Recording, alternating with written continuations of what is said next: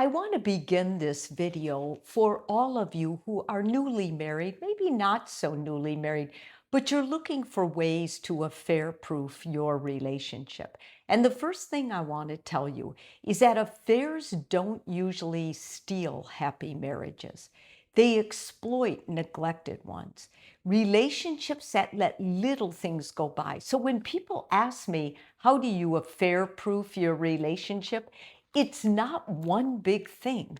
It's all these little things, like a misconversation, an unanswered bid for attention, a growing loneliness, a habit of assuming instead of asking, a marriage that slowly becomes more about logistics rather than love.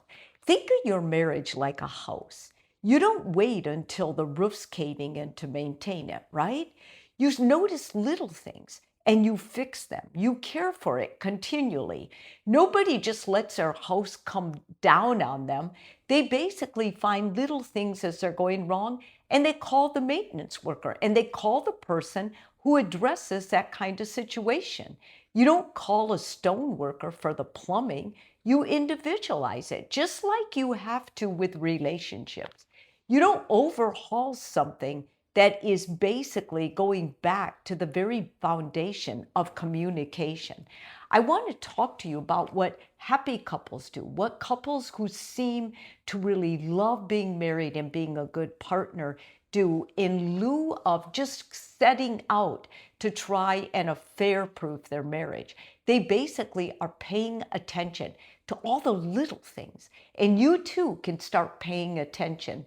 Doesn't mean you have to do all of these, but it does mean the more of these you start noticing and practicing, the more you're actually contributing to affair-proofing your marriage. The first one is greeting your partner like you're genuinely happy to see them again. Research has shown that when people pause and put down their phone and notice their partner during those transitions, going to work, coming back from work, during the lunch hour, those couples are happier and feel seen. So you stop what you're doing, you smile, you notice, you make eye contact, you hug for 20 seconds, or you ask, how was your day? You don't have to do all of those. One of those is enough to really make the other person seen. And when you do more of them, or you do them more frequently, your partner's going to start feeling more connected to you. The second one is you respond to bids for attention. Look at the sunset. Listen to what happened today. Can you help me do something? Do it. They're asking one question. It only is one question. They're trying to get your attention. Make sure you notice that and join them. Are you emotionally available to me? That's what the bid for attention is. Every time you move toward your client, your patient, when they're saying that, not your patient, but your partner, you're going to get a stronger relationship. So when they ask you to look at some, or try something, or whatever they ask for you, say yes. Start saying yes in your relationship today, and you're going to notice a difference tomorrow. They stay curious instead of assuming. When you assume how your partner's going to respond and you go into that old thing, oh, you're always like this, you're actually pushing your partner away. If you see your partner upset, what are you worried about? What made you excited about that? What's been on your mind? When you start asking these questions of curiosity, you're telling your partner, I'm still interested in you. The next one, you protect the emotional honesty. How do you do that? Well, you start being honest with how you feel, first of all. The first secret isn't usually the last secret. If people stop telling each other the truth and they start going behind that partner's back, even direct messaging somebody else, eventually that is going to come between you and your partner. The emotional honesty says that you can trust me that I think what we have is sacred and it's not going to go any further than me. That protects your partner, makes them more vulnerable, and makes them move closer to you.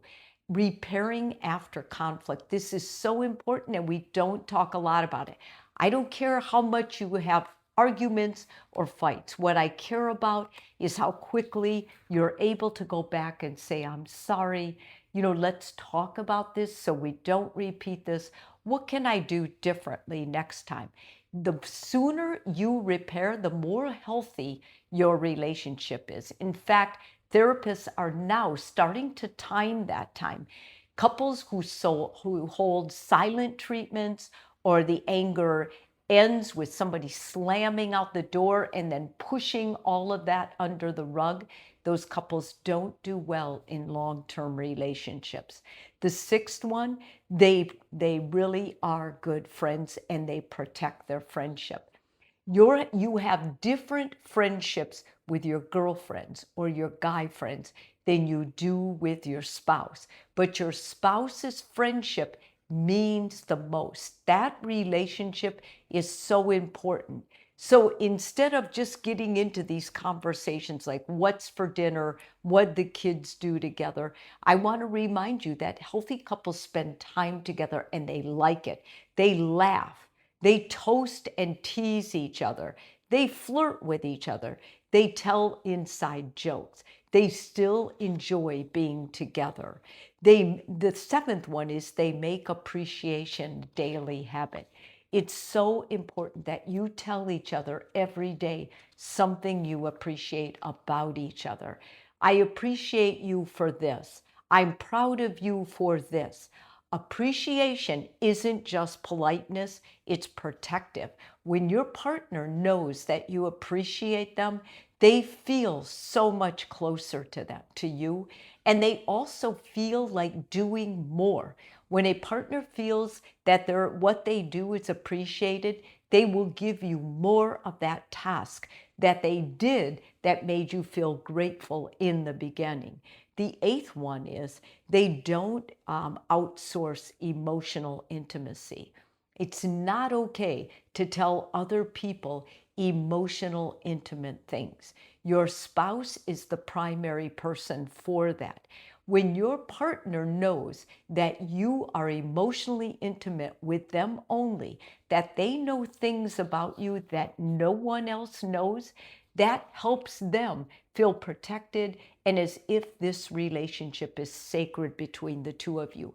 If you tell others all these vulnerable parts of yourself, then what you're doing is you're telling your partner you're not that special. I talk about this stuff with everyone, and no one who is with you as your spouse is going to appreciate that or feel special about the parts of you that they know, that they believe no one else knows. No one else should know certain parts about you.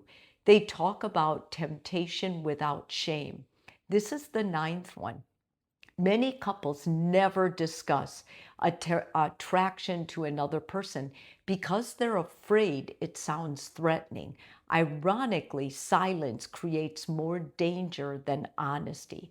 Emotionally mature couples understand something important. Being attracted to another person is part of being human. It's not something you should be ashamed of. Choosing your spouse as your lover is something you must do every day in a healthy marriage. It doesn't mean you won't be attracted to others, but it does mean you still are most attracted to your partner. And the 10th one, you choose your partner every day. I mean, after all, that is the best approval or the best source of affair proofing your relationship. Every relationship has struggles. It's what true love is, the commitment and the choosing of loving your partner every day. That's the true test of a healthy relationship, and that's the most important way to affair-proof your relationship. If this video is helpful for you, please subscribe. If you're already a subscriber, thank you so much.